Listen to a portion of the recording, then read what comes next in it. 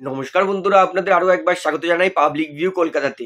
বন্ধুরা, মোহনবাগান মুখোমুখি হচ্ছে চেন্নাইয়ের ঘরের মাঠে জওহরলাল নেহরু স্টেডিয়ামে। ম্যাচটা খেলা হবে 21শে জানুয়ারি, অর্থাৎ সামনের মঙ্গলবার দিন সন্ধ্যে 7:30 থেকে।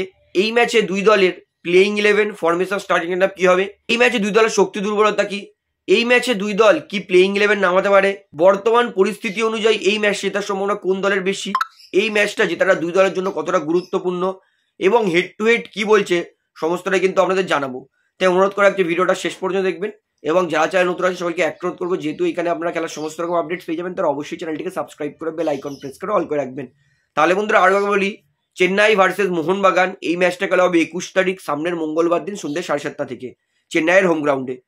হেড টু হেড আজ পর্যন্ত মোহনবাগান আর চেন্নাই তারা টোটাল মুখোমুখি হয়েছে আইএসএল এ 9 বার, যেখানে মোহনবাগান জিতেছে 4 বার, চেন্নাই জিতেছে 2 বার এবং 3 বার ড্র হয়েছে। এবং চেন্নাই আর মোহনবাগানের মধ্যে কিন্তু সবসময় লো স্কোরিং ম্যাচ হয়, কারণ এই 9টা সাক্ষাৎকারে মোহনবাগান গোল করেছে মাত্র 10টা, চেন্নাই তারা গোল করেছে মাত্র 4টে।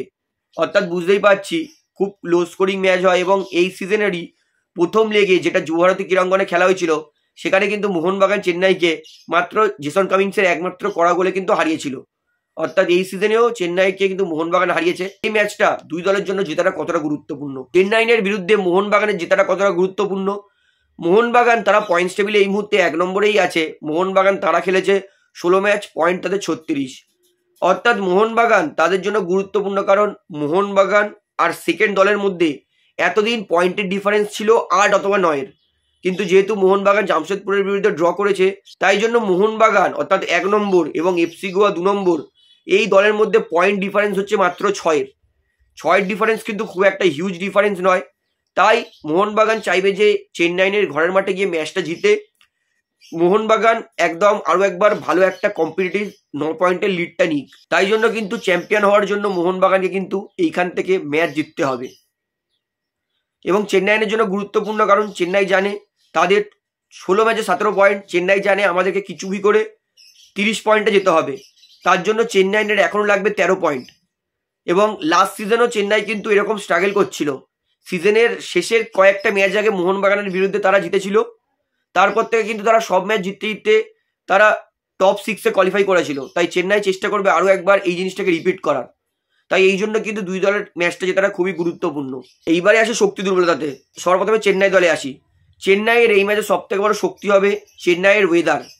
চেন্নাই কিন্তু খুব একটা গরম বেশি নেই। কলকাতায় যদিও 15-16 ডিগ্রি মাঝে মাঝে হচ্ছে, কিন্তু চেন্নাই কিন্তু তার থেকে গরম বেশি। অর্থাৎ মোহনবাগান দল কিছুদিন আগে নর্থ ইস্টে খেলে এলো, প্রচণ্ড ঠান্ডা। তারপরে জামশেদপুরে খেলে এলো, সেখানেও ঠান্ডা। এইবার আবার যাচ্ছে চেন্নাইয়ে, মানে মোহনবাগান দল 10 দিনে 3 রকম আলাদা ওয়েদারে গিয়ে কিন্তু ফুটবল খেলবে, যেটা মোহনবাগানের জন্য কিন্তু একটা ডিসঅ্যাডভান্টেজ হতে পারে। তো তাছাড়া চেন্নাইয়ের জন্য শক্তিশালী দিক, চেন্নাই তারা কিন্তু অ্যাটাকিংলি খুব ভালো ফুটবল খেলে। চেন্নাই এই সিজনে সব থেকে বেশি গোলের চান্স ক্রিয়েট করেছে এবং সব থেকে বেশি গোলের চান্স কিন্তু নষ্ট করেছে। চেন্নাই তারা 16 ম্যাচে গোল করেছে 23টা, কিন্তু চেন্নাই তারা হিসাব মতো 16 ম্যাচে গোল করা উচিত ছিল 40টা। চেন্নাই এত কটা গোলের চান্স ক্রিয়েট করেছে। অর্থাৎ চেন্নাই যত ভালো গোলের চান্স ক্রিয়েট করে তত বেশি কিন্তু গোল মিস করে। চেন্নাইয়ের মাঝমাঠ ভালো। চেন্নাইয়ের দুর্বলতা বলতে চেন্নাইয়ের স্ট্রাইকাররা গোল করতে পারছে না এবং উইঙ্গার্সরাও কিন্তু সেরকম গোল পাচ্ছে না। অর্থাৎ চেন্নাইয়ের শক্তিশালী দিক চেন্নাইয়ের মাঝমাঠ। চেন্নাইয়ের কিন্তু তাছাড়া শক্তিশালী দিক আমি আর দেখতে পাচ্ছি না। চেন্নাইয়ের ডিফেন্স থেকে দুর্বল বলছি, কারণ চেন্নাই তারা 16 ম্যাচে গোল খেয়েছে 27টা। 16 ম্যাচে 27টা গোল খাওয়া মানে বুঝতেই পারছি ডিফেন্স কতটা নড়বড়ে। এই জন্যই চেন্নাই পয়েন্টস টেবিলে এখন 10 নম্বরে আছে। চেন্নাই তাদের পজিটিভ, তাদের শক্তিশালী দিক তাদের মাঝমাঠ, এবং এই ম্যাচে তাদের শক্তিশালী দিক হবে তাদের ওয়েদার। এবং মোহনবাগান যে 10 দিনে 3টে ম্যাচ খেলছে, সেটাও একটা তাদের অ্যাডভান্টেজ হবে যে মোহনবাগান প্লেয়াররা মেবি সেকেন্ড হাফে 60 মিনিট পর কিন্তু ক্লান্ত হলেও হয়ে যেতে পারে। কারণ 90 মিনিট একটা ম্যাচ খেলা এত কম দিনের গ্যাপে, তাও কম্পিটিটিভ ম্যাচ যেখানে পয়েন্ট জড়িত আছে, সেটা কিন্তু অনেক ডিফিকাল্ট। তো এইবারে আসি মোহনবাগান দলের শক্তি দুর্বলতাতে। মোহনবাগান তারা এই সিজনে কিন্তু দি বেস্ট ফুটবলটা খেলছে। মোহনবাগান গোলের দিক থেকে সর্বাধিক গোল করেছে, ডিফেন্সের দিক থেকে সব থেকে কম গোল কনসিড করেছে। অর্থাৎ অ্যাটাকিংলি, ডিফেন্সিভলি এবং চান্স ক্রিয়েটের দিক থেকেও মোহনবাগান কিন্তু 2 নম্বরে আছে। অর্থাৎ অ্যাট্যাক, মাঝমাঠ, ডিফেন্স মোহনবাগানের তুখর। মোহনবাগান ক্রসেস ও উইং থেকে অনেক দেয়। অর্থাৎ মোহনবাগান তাদের পজিটিভ দিক হচ্ছে মোহনবাগানের অ্যাট্যাক, মাঝমাঠ, ডিফেন্স, মোহনবাগানের 2টো উইং, মোহনবাগানের সেট পিস। অর্থাৎ মোহনবাগান এই সিজনে একটা কমপ্লিট ফুটবল খেলছে। মোহনবাগানের এই ম্যাচের দুর্বলতা কি হতে পারে? একটা হচ্ছে মোহনবাগানের স্ট্রাইকাররা সেরকম জ্বলে উঠছে না। জেমি ম্যাকলারেন তার হয়তো এখন এই ইন্ডিয়ার কন্ডিশনে তিনি ওয়েদারে অ্যাডপ্ট করতে পারেনি নিজেকে, ইন্ডিয়াতে কেমন ফুটবল হয় সেটা হয়তো তিনি এখনো অ্যাডপ্ট করতে পারেননি। এটা একটা মোহনবাগানকে ভোগাচ্ছে, মানে মোহনবাগানের গোল স্কোরিংটাই মোহনবাগানকে ভোগাচ্ছে। মানভিল লিস্টন এত যে গোল মিস করে, জেমি ম্যাকলারেন গোল করতে পারছে না, সেটা কিন্তু মোহনবাগানের সবথেকে বড় দুর্বলতা দিকে এই মুহূর্তে হয়ে উঠেছে। মানভিল লিস্টন খুব ভালো খেলে, এতে এক ফোঁটাও সন্দেহ নেই, প্রসেসও ভালো দেয়, কিন্তু যখন গোল করার দরকার হয় তখন কিন্তু তারা গোল করতে পারে না, যেটা একটা মোহনবাগানের নেগেটিভ দিক। অর্থাৎ এই ম্যাচে মোহনবাগানের দুর্বলতা হবে মোহনবাগানের গোল স্কোর। তো মোহনবাগান যদি গোল স্কোর করতে পারে এই ম্যাচে দুটোর বেশি, তাহলে আমি বলবো মোহনবাগান কিন্তু ম্যাচটা জিতে যেতে পারে। এবং এই ম্যাচে মোহনবাগান দলের কিন্তু স্ট্রেংথ স্ট্যামিনাটা দুর্বল হতে পারে এবং ওয়েদারটাও কিন্তু মোহনবাগানের নেগেটিভ দিকে যেতে পারে। অর্থাৎ একমাত্র ক্লান্তি মোহনবাগান দলকে কিন্তু এই ম্যাচ থেকে হারাতে পারে। তাছাড়া কিন্তু আমি মনে করি না চেন্নাই কিন্তু মোহনবাগানকে হারাতে পারবে। একমাত্র মোহনবাগানের প্লেয়াররা যদি ক্লান্ত না হয় তাহলে মোহনবাগান কিন্তু জিততে পারে।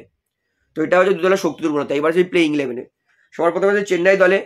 চেন্নাই তাদের কোচ ওয়েন কয়েল আমার খুবই প্রিয় কোচ, তার মধ্যে অন্যতম। 4-2-3-1 ফরমেশনে খেলা হবে চেন্নাই দলকে, যেখানে গোলকিপারে থাকবে মোহাম্মদ নওয়াজ, 4 ডিফেন্স, রাইট ব্যাকে অঙ্কিত মুখার্জি, লেফট ব্যাকে মান্দার রাও দেসাই এবং দুটো সেন্টার ব্যাক, একটা খেলবে এলসিনো এবং এলসিনোর পাশে কি আমরা প্রীতম কোটালকে দেখতে পারবো? দেখলেও দেখতে পারি, তাই আমি ফাঁকা রেখেছি এই ফাঁকা জায়গাটা সেন্টার ব্যাকে। হয় বিকাশ জুমনাম নয় প্রীতম কোটাল, যে কোনো একটা প্লেয়ার খেলবে, তবে বিকাশ জুমনামের খেলার সম্ভাবনা কিন্তু বেশি। প্রীতম কোটাল হয়তো সেকেন্ড হাফে নামতে পারে। এটা হচ্ছে 4 ডিফেন্স চেন্নাইয়ের। দুটো ডিফেন্সিভ মিডফিল্ড, একটা হচ্ছে জিতেন্দ্র সিং আর একটা হচ্ছে নামতে। জিতু খুব ভালো প্লেয়ার, এতে এক ফোঁটাও সন্দেহ নেই। এবং ওয়েন কয়েল যেই দলে যায় সেই দলে কিন্তু জিতেন্দ্র বলেই প্লেয়ারটাও যায় এবং তার পাশে নামতে। অর্থাৎ ডিফেন্সিভ মিডফিল্ডটা কিন্তু সামান্য দুর্বল বোঝাই যাচ্ছে, কারণ ডিফেন্সিভ মিডফিল্ডে দুটোই তরুণ প্লেয়ার সেরকম কিন্তু এখনো নিজেকে মেলে ধরতে পারিনি। অর্থাৎ এই 6 জনের ওপর কিন্তু চেন্নাই দলের ডিফেন্স নির্ভর করবে এবং মোহনবাগান কিন্তু অনেক গোলের চান্স পাবে, এই ডিফেন্স ভাঙারও অনেক চান্স পাবে। তাই মোহনবাগান যদি 8টা সুযোগ পায়, 8টা সুযোগের মধ্যে মোহনবাগানকে মিনিমাম 3টা গোল করতে হবে, কারণ অ্যাওয়ে ম্যাচ বলা যায় না কখন কি হয়ে যাবে। চেন্নাই দলের অ্যাটাক, চেন্নাই রাইট মিডে খেলবে চেন্নাই দলের ওয়ান অফ দ্য বেস্ট প্লেয়ারের মধ্যে একজন ব্রামভিলা, লেফট মিডে খেলবে ইরফান ইয়াডওয়ার্ড এবং ক্রিয়েটিভ মিডফিল্ডে খেলবে এই সিজনের আপাতত সব থেকে best creative midfielder corner shield এবং স্ট্রাইকারে খেলবে উইলমার জর্ডান গিল।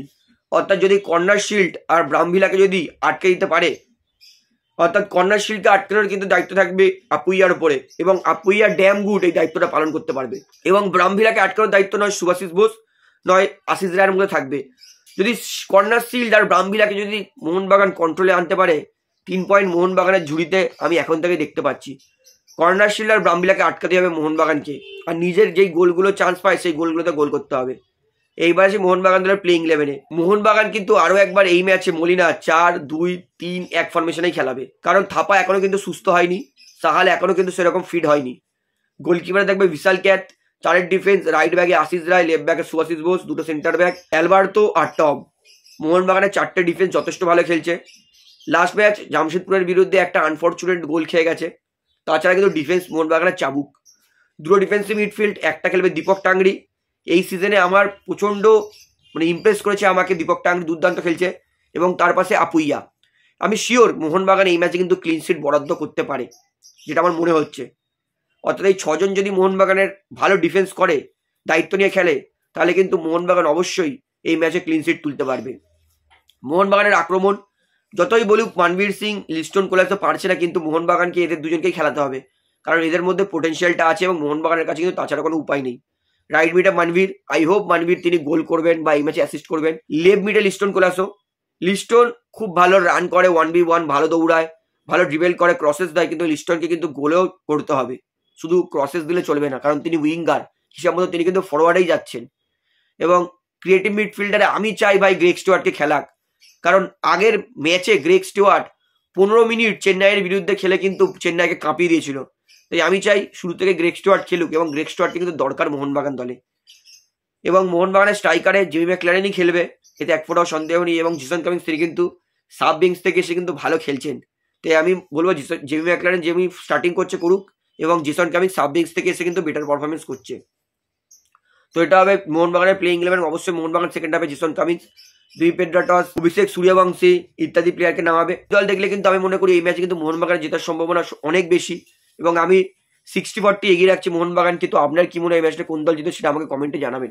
তাহলে ভিডিওটা এখানে শেষ করছি, আশা করি ভালো লাগলো। তো ভিডিওটি ভালো লাগলে অবশ্যই লাইক করুন, কমেন্ট করুন, শেয়ার করুন এবং চ্যানেলে নতুন সকলকে একটা অনুরোধ করবো তারা অবশ্যই পাবলিক ভিউ কলকাতা চ্যানেলটিকে সাবস্ক্রাইব করে বেল আইকন প্রেস করে অল করে রাখবেন। ধন্যবাদ।